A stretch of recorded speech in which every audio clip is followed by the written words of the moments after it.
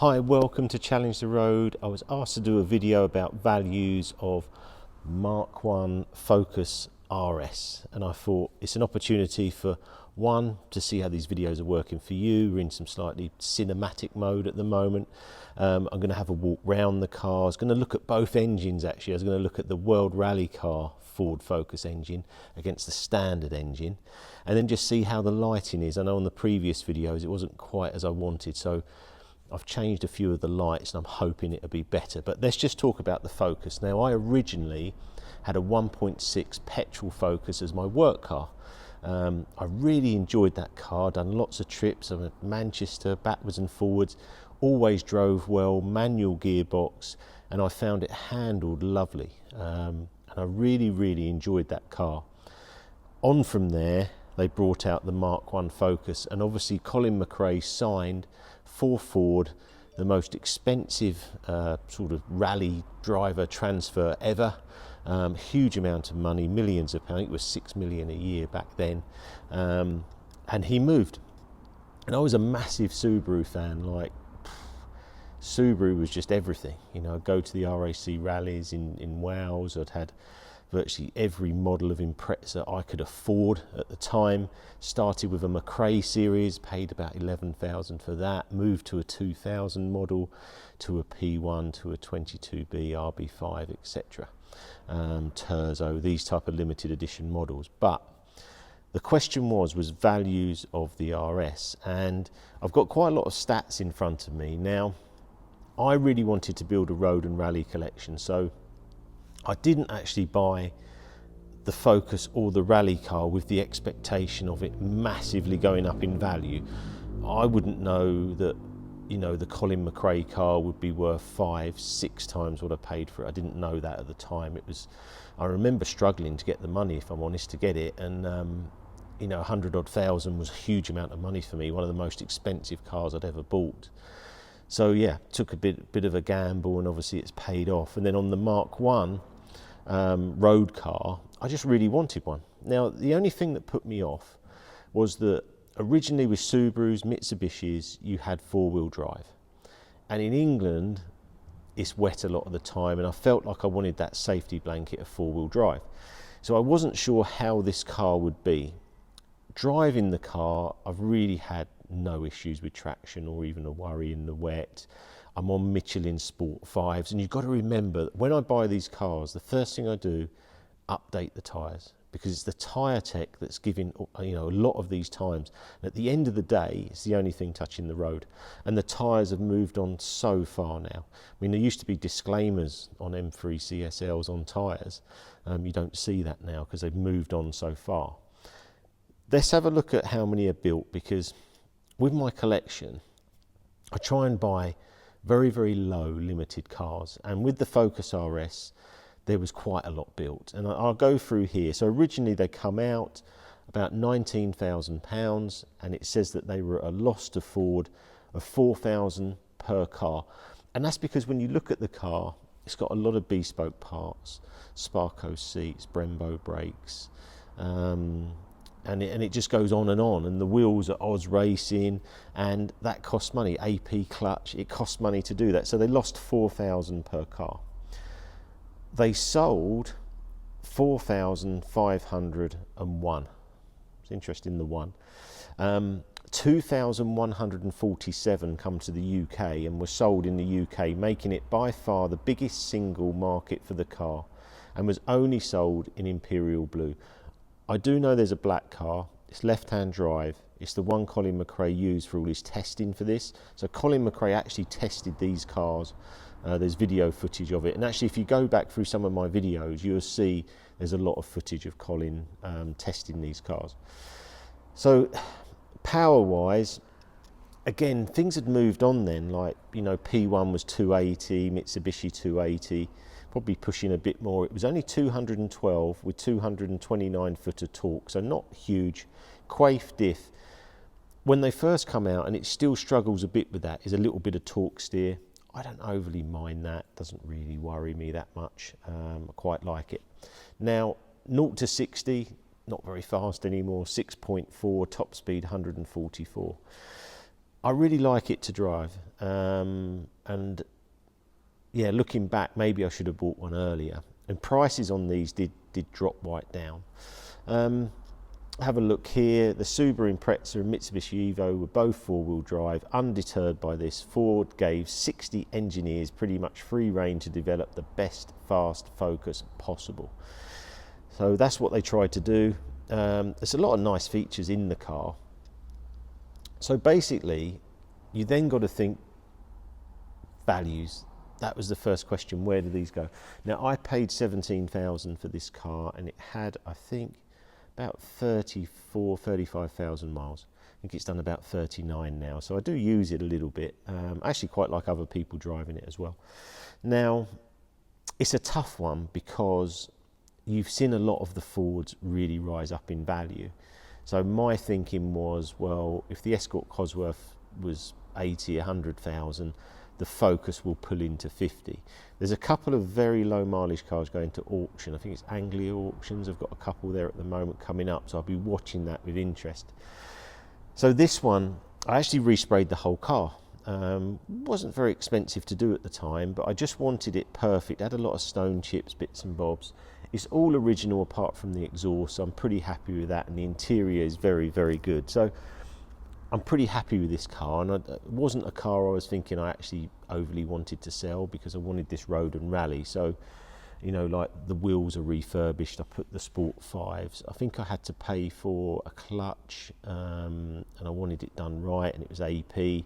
I've done that through Ford, but since then it's been very, very cheap to run. As a car, I love the look of it. I think it looks fantastic. What I think we do, let's walk around it, and then we get an idea on the lighting and stuff as well for this video. Go around all the parts that I know Ford done on the car, and then let's have a look at both engine bays, the World Rally car and the road car. Right, so let's walk around this car. Now, I think it looks fantastic.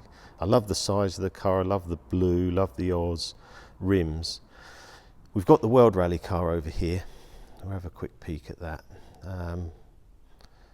Obviously, in the rallying of the time, they had to be identical, and that's what drew me to rallying, because, you know, you could be watching this one day and be buying this the next day.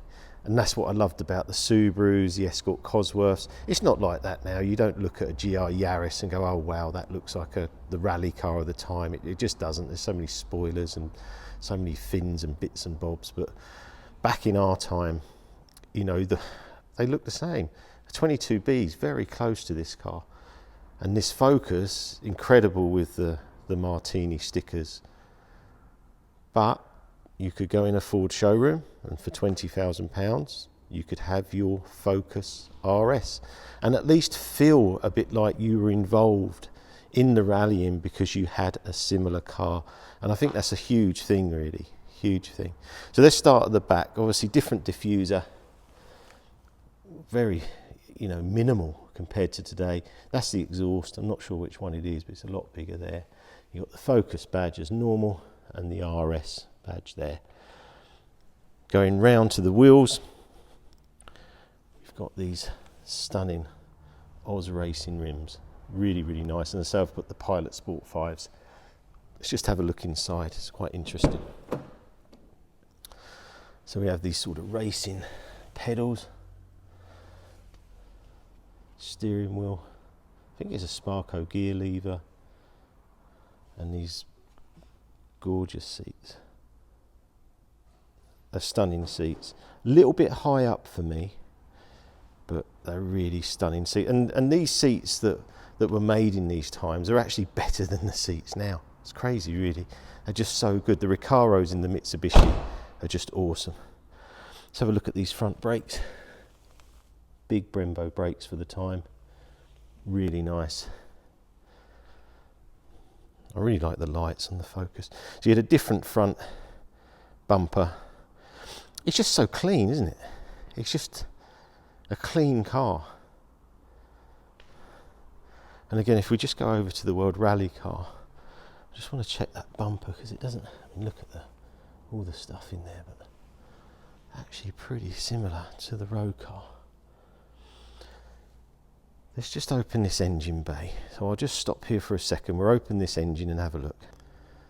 Right, so this is the engine bay. It's just crazy. I mean, carbon lights. It's even got a carbon fire extinguisher. That's how light they had this car. But there's a lot of regulations, and actually when you have the bonnet here, it's actually very heavy. I assume that's steel. But in here we've got this huge carbon airbox. And it's just how low this engine sits. If you look at it there, have a look at that angle that that's sitting. See that? It's be very difficult to work on that in there. You look, all these switches, plugs, quite incredible. Quite incredible. It'll be interesting how the old Duratec engine looks in the road car. But I say the first thing you notice is it just sits so low in the car, really low. Oh, it's just so nice having this car here. It's actually just nice being able to just take some time. When they're in storage, it's fine, but I just want to walk around them and see them. Have another look in here. Turbo. Quite incredible. Right, let's move over here and have a look at the road engine. Right, here's the engine on the RS. It's actually very clean. Very clean.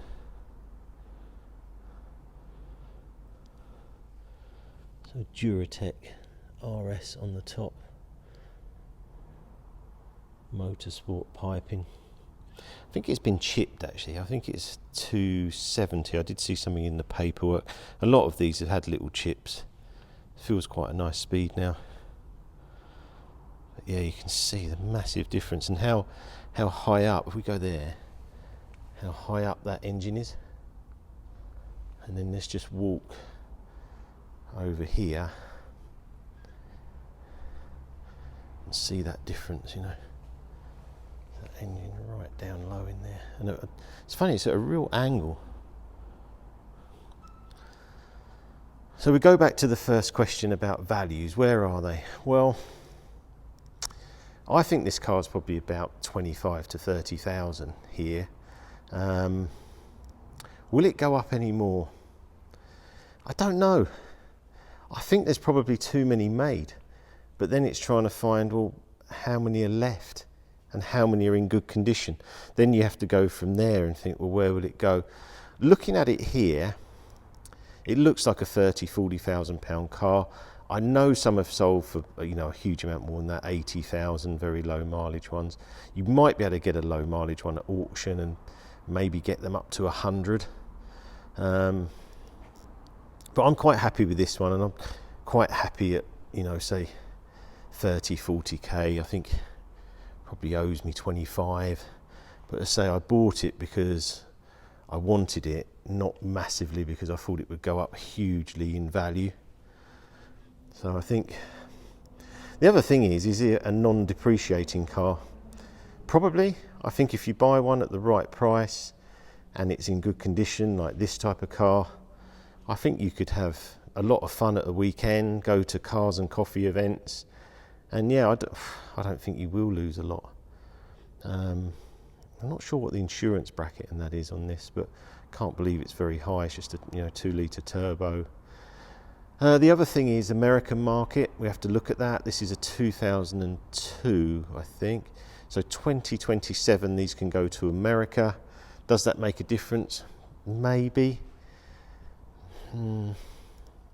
Just think there's a lot of them. So I think it's a great car. I really enjoy it. I really like driving the car. I think it's a great shape.